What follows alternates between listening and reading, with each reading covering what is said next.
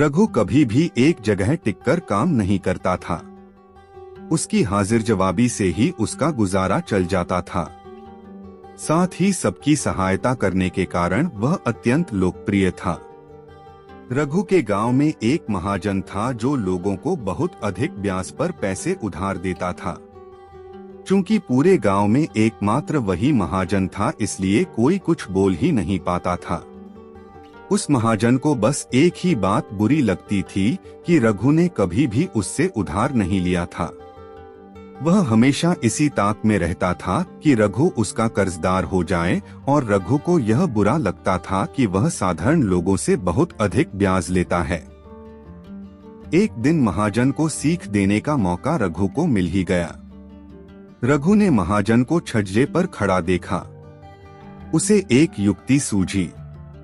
उसने आकाश की ओर हाथ उठाकर जोर से कहा, हे प्रभु, मेरी मदद करें।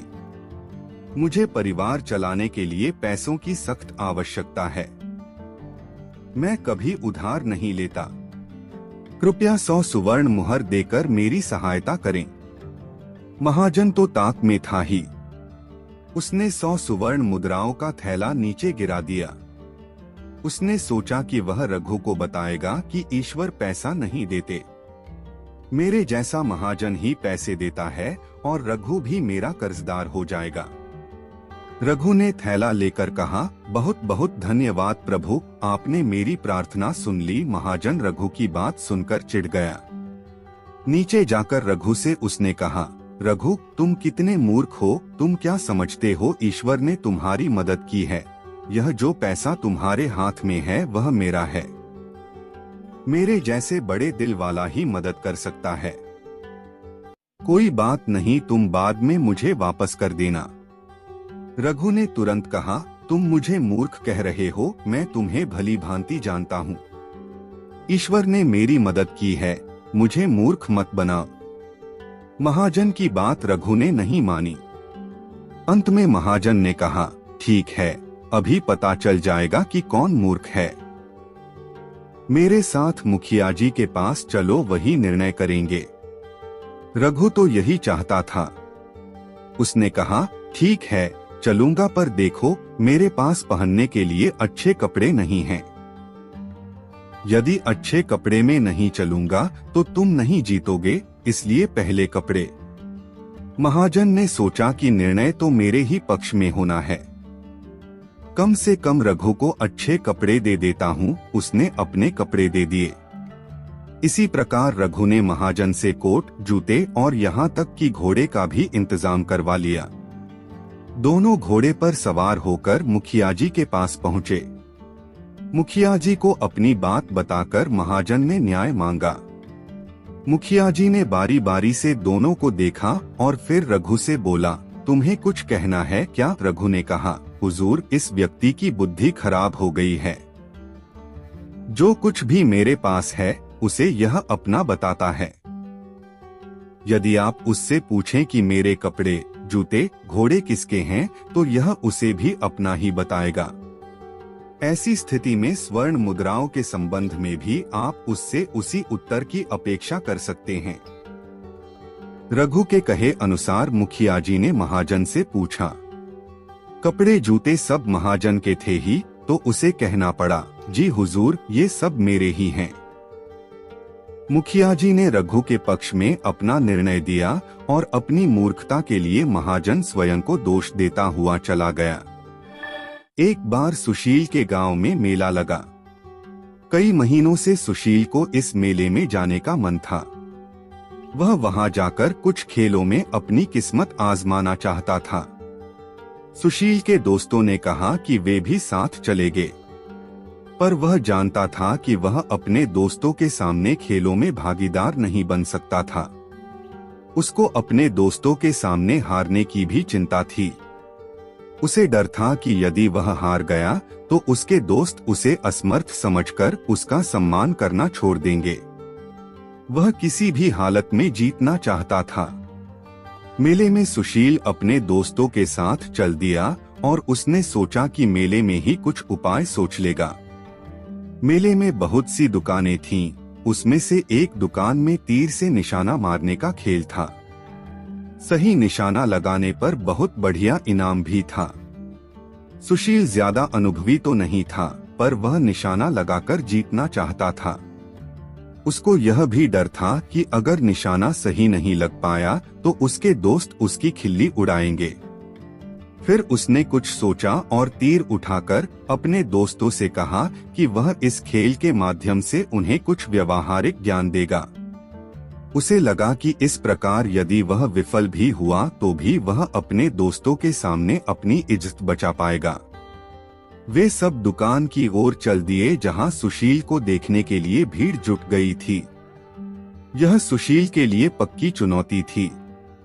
उसने धनुष और 3 तीर उठाए और सब लोगों से कहा, अब मैं आपको जीवन के बारे में सिखाता हूँ, मुझे ध्यान से देखिएगा। सुशील ने निशाना साधा और तीर छोड़ा, पर निशाना सही जगह न लगा। भीड़ ने अत्यंत निराशा प्रकट करते हुए आह भरी। सुशील शांत रहा और बोला, तीर मारते वक्त मैंने सोचा था कि मैं एक योद्धा हूँ, इसी कारण मेरा निशाना चूक गया। जब हम युद्ध में लड़ने जाते हैं तो निशाना चूक सकता है। यही वजह है कि हम युद्ध हार जाते हैं। फिर उसने दूसरा तीर उठाया और निशाने की ओर छोड़ा, पर इस बार भी तीर निशाने से चूक गया। भीड़ ने फिर शोर मचाया। सुशील शांत मुद्रा में बोला, मैं आप लोगों को सिखाना चाहता था कि लक्ष्य पर अपना ध्यान केंद्रित करना बहुत जरूरी होता है, वरना निशाना सही जगह पर नहीं लगेगा।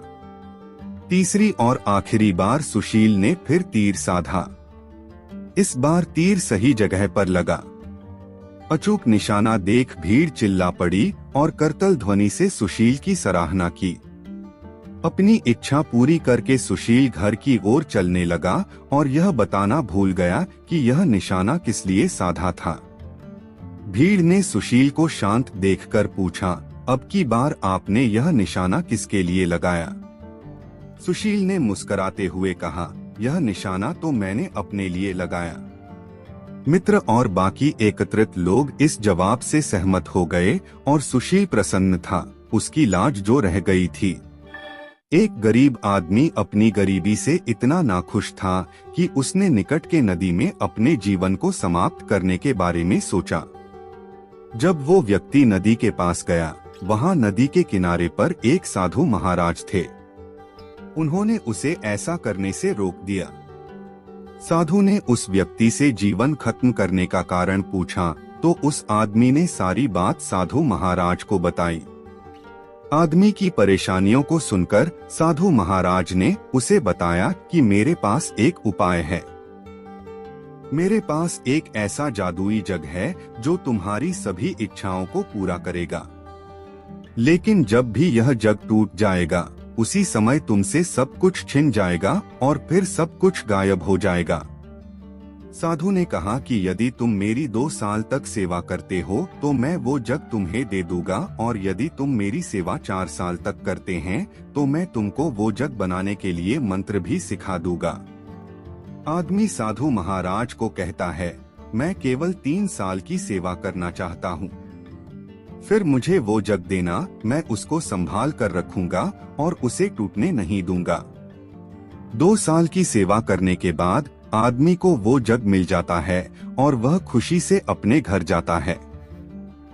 इस तरह उसने उस जादुई जग के साथ अपनी सारी इच्छाओं को पूरा करना शुरू कर दिया। सबसे पहले उसने खुद के लिए एक सुंदर महल और उसके बाद पैसे मांगे। इस तरह उसके आसपास के गांवों और शहरों में चर्चा शुरू हो गई। अब वो उन सभी को खाने के लिए बुलाता और उनसे अच्छा व्यवहार करता। परंतु अब उसने शराब पीनी शुरू कर दी। एक दिन उसने शराब पीकर वो जग सिर पर रख लिया और नाचना शुरू कर दिया। अचानक वह जग उसके सिर से गिर गया और टूट गया। जग के टूटने के बाद सब कुछ गायब हो गया। अब आदमी ने पश्चाताप करना शुरू कर दिया और कहा, काश मैंने शराब न पी होती, थोड़ा वक्त और रुककर महाराज जी से वो जग बनाने की तरकीब सीख ली होती। इससे हमें यह शिक्षा मिलती है कि हमें कोई भी काम करने के लिए जल्दबाजी नहीं करनी चाहिए। पहले उसके बारे में अच्छी तरह से ज्ञान लेना चाहिए, फिर ही काम शुरू करना चाहिए।